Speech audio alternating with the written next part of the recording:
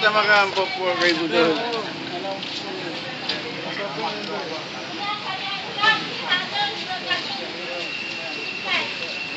Ah, betul bang.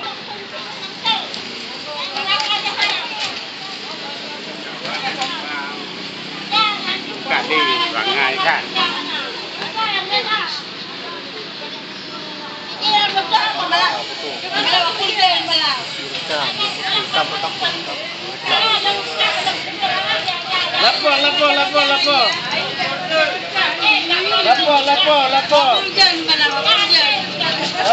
Lapo.